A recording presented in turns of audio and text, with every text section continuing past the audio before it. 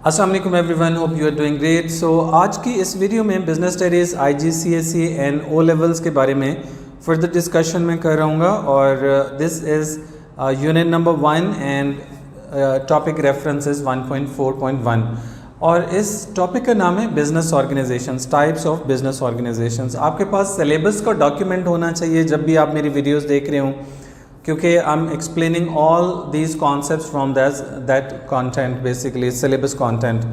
सो 1.4.1 reference है, syllabus reference, आप वहाँ से देख लीजिए। टाइप्स ऑफ बिजनेस ऑर्गेनाइजेशन, इसमें सबसे जो पहला टॉपिक है that is soul tradership, right.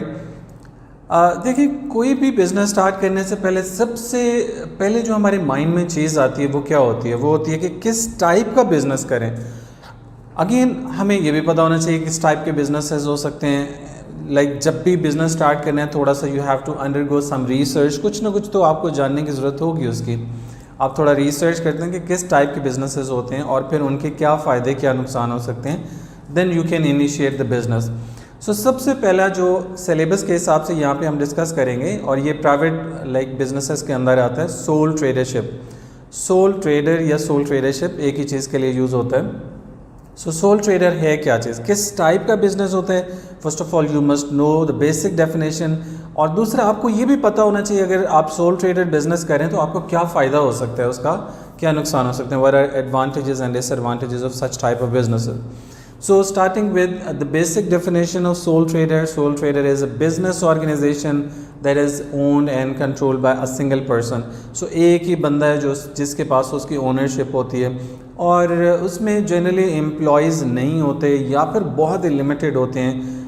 कोई बल्क में, कोई लार्ज स्केल में आपके पास एम्प्लॉयज़ नहीं होते, क्योंकि सोल ट्रेडर्स जनरली, जैसे आप इसकी एग्जांपल ले सकते हैं, जो स्मॉल रिटेल शॉप्स होती हैं, आपके घरों के आसपास जो शॉप्स होती हैं, स्ट्रीट शॉप्स होती हैं, इसी तरह से जो फ्रूट वेंडर्स होते हैं, ये बेसिकली सोल ट्रेडर्स के एग्जांपल्स हैं। बेसिकली छोटे बिजनेस है। Sole mean single, the type of business that is run by the single person.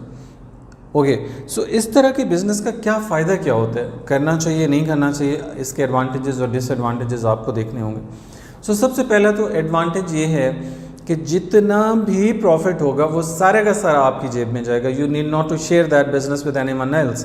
सो ये एक बहुत ही बड़ा एडवांटेज है उसका, सोल ट्रेडरशिप का। डिसीजन मेकिंग आसान हो जाती है। You need not to consult with anyone, जैसे पार्टनरशिप में होता है, दूसरी कंपनीज़ के अंदर होता है कि you have to consult with other people. और हाँ, कंसल्ट करने से भी फ़ायदा होता है कई दफ़ा, लेकिन सोल ट्रेडर चूँकि छोटा बिजनेस है, उसे ज़रा डिसीजन मेकिंग क्विकली करनी होती है। ऐसा भी होता है कई दफ़ा ये सीजनल बिजनेसेस भी होते हैं कि एक ख़ास सीज़न के लिए काम करना है और आपको you have to take quick decisions, और उसके लिए आपको पता होना चाहिए कि आपने डिसीजन क्या करना है, आपकी क्या माइंड में चल रहा है। आपको किसी से कंसल्ट करने की ज़रूरत नहीं है। You think and you decide and you implement that decision.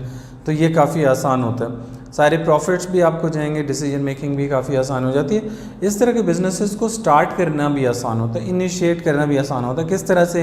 Like soul trader business के लिए आपको बहुत ज़्यादा कोई फॉर्मेलिटीज़ की ज़रूरत नहीं है।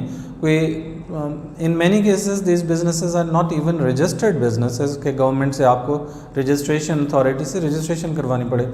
सो ये बिज़नेस लाइक स्टार्ट करना बड़ा आसान होता है। कोई डॉक्यूमेंटेशन, कोई प्रोसीजर, कोई रजिस्ट्रेशंस, आपकी मर्ज़ी है। रजिस्ट्रेशन करवाना चाहें तो आप करवा सकते हैं।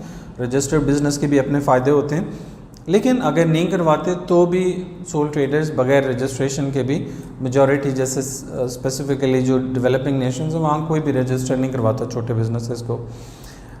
ओके, सो उस कॉम्प्लिकेशन से आप बच जाते हैं। गवर्नमेंट जनरली टैक्सेस में भी रिलीफ देती है जो सोल ट्रेडर बिजनेसेस होते हैं, छोटे बिजनेसेस होते हैं, क्योंकि वो इतने अफोर्डिंग नहीं होते। गवर्नमेंट उनको काफ़ी रिलीफ देती है इन अ वे कि उनको टैक्सेस में काफ़ी रिलैक्सेशन मिल जाती है। गवर्नमेंट क्यों ऐसा करती है? टैक्सेस में रिलैक्सेशन सोल ट्रेडर्स को क्यों देती है? डेफिनेटली गवर्नमेंट का पर्पज़ होता है कि लोग इस तरह के जब बिजनेसेस, पर्सनल बिजनेसेस स्टार्ट करेंगे तो सेल्फ एम्प्लॉयमेंट क्रिएट होगी। मीन्स कि उन्हें इधर उधर जॉब ढूंढने की ज़रूरत नहीं है। जनरली डेवलपिंग नेशंस में लाइक पाकिस्तान या इंडिया, श्रीलंका देख लें, आपके पास बांग्लादेश हो गया, इन कंट्रीज़ में जॉब्स उतनी ज़्यादा नहीं होती जितने लोग लाइक पॉपुलेशन है उस हिसाब से जॉब्स नहीं होती। अगर सेल्फ एम्प्लॉयमेंट क्रिएट करने के लिए गवर्नमेंट सोल ट्रेडर्स को हेल्प करती है, उनको टैक्सेस में रिलैक्सेशन दे देती है या उनको सब्सिडी दे देती है। Subsidy is kind of financial help that is given by the government. So दोनों केसेस में ज़ाहिर उनको सपोर्ट हो जाती है, सोल ट्रेडर बिजनेसेस को स्टार्ट करना काफ़ी आसान हो जाता है। सो ये भी एक लाइक सोल ट्रेडर का एक एडवांटेज है, मेन एडवांटेज है। उसके अलावा इसके कुछ लाइक डिसएडवांटेजेस भी ज़ाहिर होते हैं। अच्छा, इसकी टाइमिंग भी फ्लेक्सिबल होती है और भी बहुत सारे एडवांटेजेस हैं, टेक्स्ट बुक में आप देख सकते हैं। इनकी टाइमिंग्स फ्लेक्सिबल होती है, लाइक आपकी मर्ज़ी है, आपका बिज़नेस है, आप सुबह जल्दी खोल लें, शाम को देर से बंद कर लें। कोई कंपनी तो है नहीं कि जिस सिस्टम पीछे से बंद हो जाएगा, सेंट्रलाइज्ड है चीज़ें, ऐसा नहीं होता।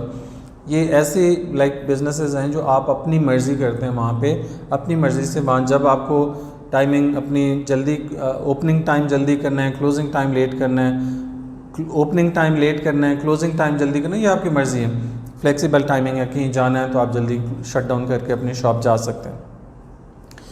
इसी तरह से लाइक सोल ट्रेडर के और भी बहुत सारे फ़ायदे हो सकते हैं कि आपको फाइनेंस बहुत ज़्यादा नहीं चाहिए। छोटे लेवल के जनरली बिजनेसेस होते हैं तो आपको थोड़े फाइनेंस के साथ आप इनिशिएट कर सकते हैं बिज़नेस।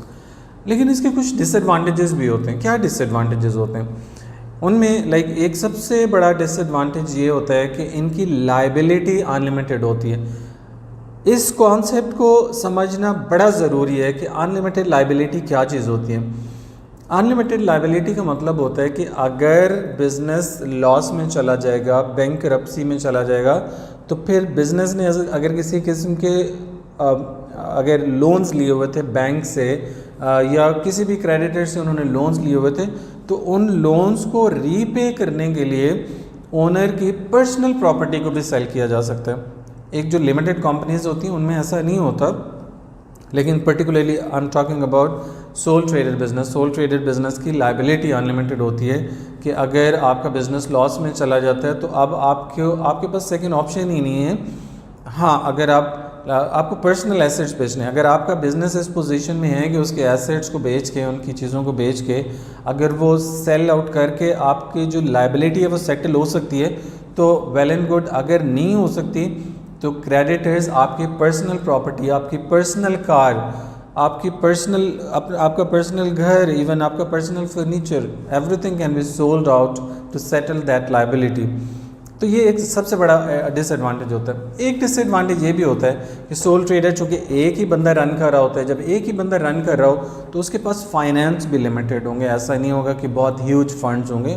हाँ, कुछ लोग होते हैं जिनके पास फंड ज़्यादा होते हैं, लेकिन ऑन एवरेज अगर देखा जाए तो सोल ट्रेडर बिजनेस करता ही वही है जिसके पास फंड्स इतने ज़्यादा नहीं होते। वो बड़ी कंपनी स्टार्ट नहीं कर सकते, इसलिए छोटे बिजनेस से स्टार्ट लेना चाहते हैं।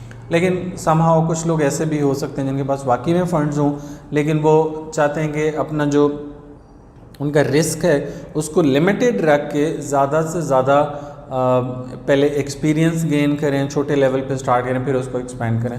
उस केस में हो सकता है, लेकिन in most of the cases, exceptions are always there, लेकिन in most of the cases होता क्या है कि उनके पास लिमिटेड अमाउंट ऑफ मनी होता है जिससे उन्होंने बिज़नेस स्टार्ट करना है। तो ये डिसएडवांटेज है, क्योंकि बिज़नेस को फिर एक्सपैंड करना, उसकी रिक्वायरमेंट्स पूरी करना, उसकी क्वालिटी मेंटेन करना, ये थोड़ा सा मुश्किल हो जाता है उनके लिए। और इसके अंदर डिसएडवांटेज ये हो सकता है कि इसकी लाइक डिसकंटिन्यूटी के चांसेस ज़्यादा होते हैं। सोल ट्रेडर जैसे मैंने बताया कि सिंगल पर्सन है जो रन करे। जनरली जैसे मैं अपने घर की एग्जांपल लूँ, मेरे घर के पास जो शॉप है, वो लोग जब ईद होती है तो शॉप बंद करके अपने गांव चले जाते हैं और फॉर लॉन्गर टाइम उनकी जो शॉप है वो डिसकंटिन्यू हो रहती है, बंद रहती है।